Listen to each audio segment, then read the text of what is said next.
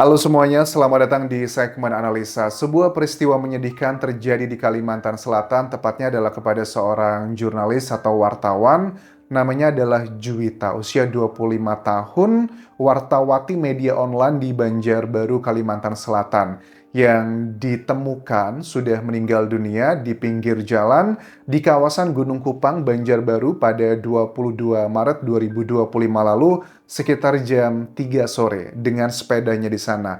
Awalnya masyarakat yang lihat pada saat itu dipikirnya adalah kayak laka lantas tunggal begitu. Cuman pada saat dibawa ke rumah sakit, keluarga juga sudah datang, kok laka lantas begini gitu. Motornya itu tidak ada rusak yang signifikan atau major, paling goresan-goresan dikit. Sementara di bagian luka-lukanya, ya itu di bagian leher, depan dan belakang yang paling mendominasi.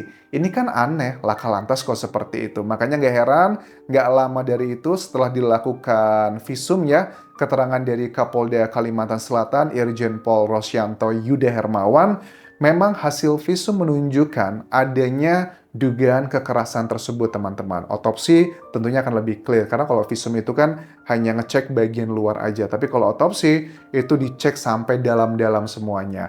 Terduga pelakunya ini ya bukanlah orang jauh, selalu seperti itu.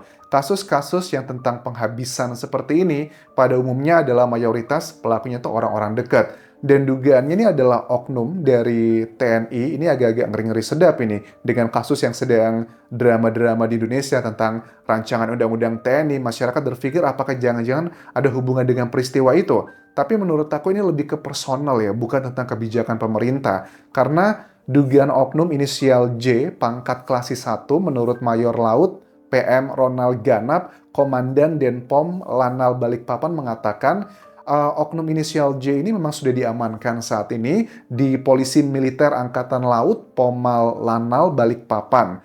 Ada dugaan bahwa dia adalah pelakunya. Ini menjadi salah satu hal yang masih teka-teki karena si pelaku ini, dugaan pelakunya ini itu juga sudah kayak mau menikah gitu. Jadi mereka ini sudah pernah melakukan lamaran dan lamarannya ini menurut kakak dari korban Supraja Ardinata juga cukup unik karena waktu ditanya aku lihat di wawancaranya TV One kan bilang begini, Bapak Pak Supraja gitu, ini adiknya sudah ketahuan terduga pelakunya adalah sosok tersebut dan ternyata memang mereka itu sudah pacaran dan sudah melakukan lamaran. Tapi waktu lamaran dikatakan bahwa si pria ini, si inisial J ini tuh nggak hadir dalam lamaran, hanya diwakili pihak keluarga. Aku nggak tahu dalam budaya di Kalimantan Selatan, apakah pada saat lamaran si mempelainya itu nggak hadir adalah hal yang wajar ataukah tidak? Coba teman-teman di Kalimantan Selatan,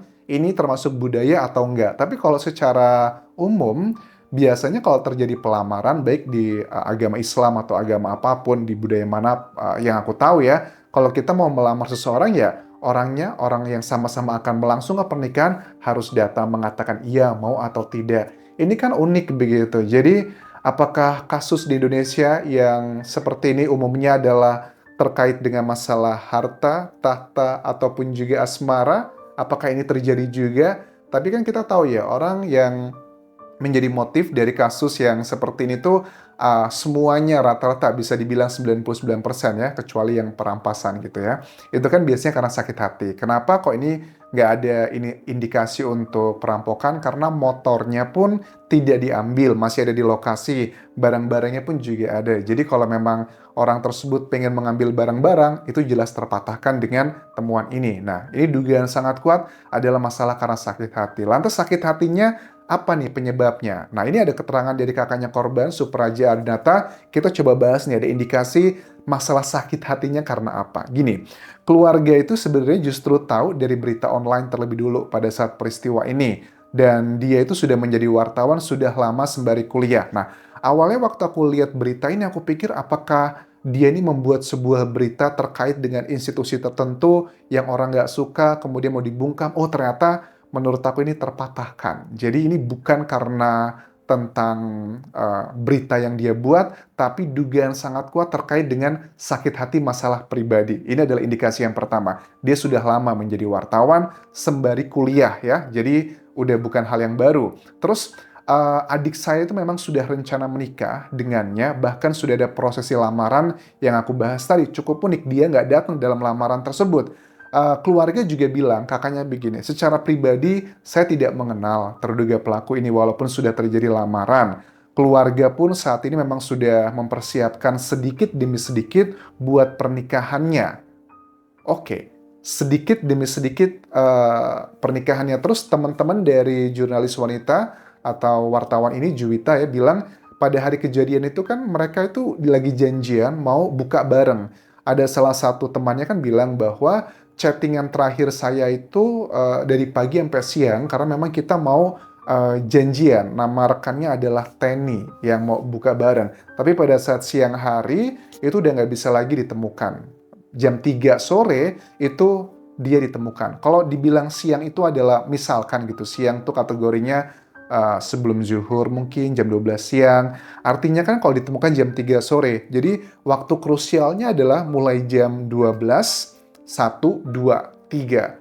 Nah, waktu krusial ini bisa menjadi penentu, makanya sekarang sudah ada terduga pelakunya diamankan di Polisi Militer Angkatan Laut Balikpapan karena memang sudah ada mengarah ke sana. Karena kalian tahu ya, dalam dunia hukum kan untuk menentukan seseorang sebagai tersangka itu dibutuhkan 2 alat bukti yang kuat. Alat bukti ada 5, ada keterangan saksi, keterangan ahli, keterangan terdakwa, petunjuk, dan juga surat.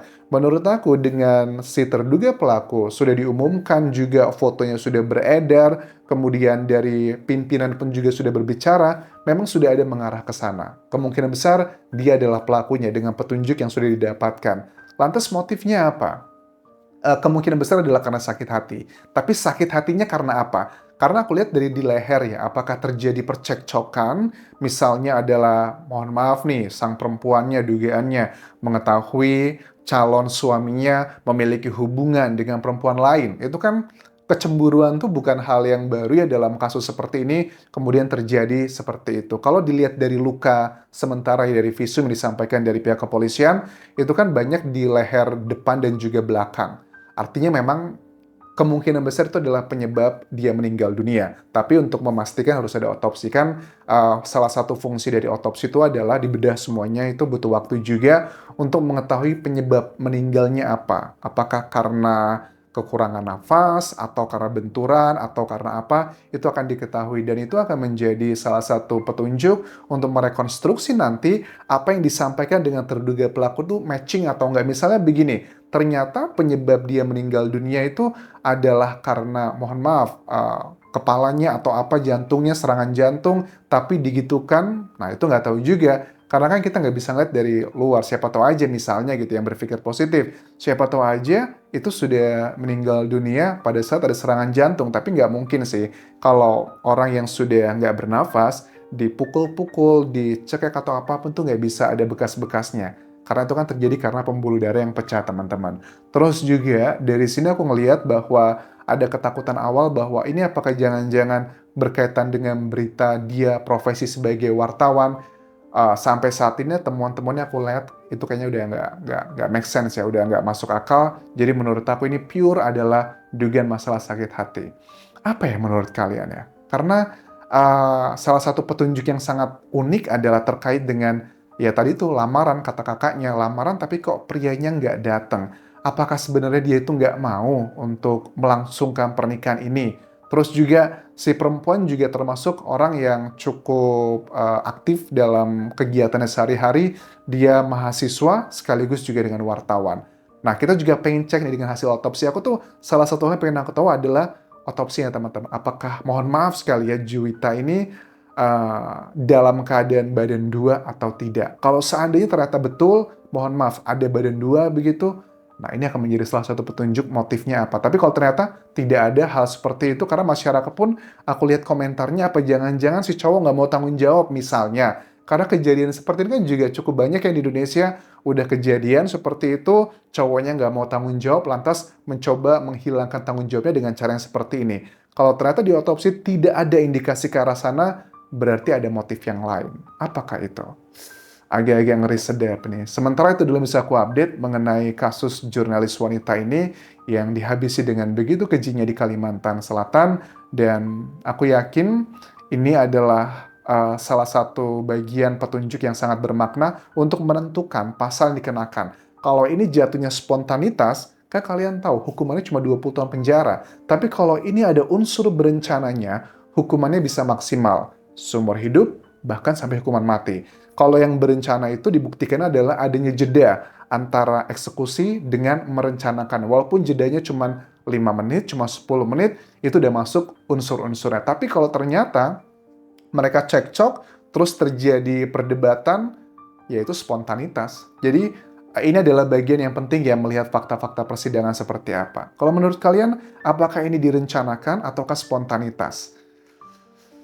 Kalau aku lihat ya dari jejak-jejaknya yang kelihatan banget ini nggak profesional, dugaan sangat kuat sini adalah spontanitas, teman-teman. Tapi biarlah proses dari semua ini, dan aku harap juga untuk kasus seperti ini, aku tahu ada aturan di Indonesia bahwa kalau ada kasus menimpa anggota TNI, itu kan mereka punya pengadilan militer. Tetapi kenapa enggak gitu? Kalau kasusnya melibatkan warga sipil ataupun juga pidana umum, kenapa nggak sama seperti masyarakat Indonesia pada lainnya? Ya sidangnya adalah di sidang pengadilan negeri, sama seperti lainnya, kecuali kesalahannya adalah kesalahan yang berhubungan dengan militer. Aku harap ini bisa menjadi salah satu pelajaran bagi semuanya ya. Dan itu dulu bisa aku update. Terima kasih sudah menonton. Sampai ketemu lagi di video berikutnya. Tinggalkan like dan juga komen. Subscribe channel YouTube ini. Follow Instagram, Facebook pageku, dan juga akun TikTok Dian Jasa Asmara. Sampai jumpa semuanya. Bye.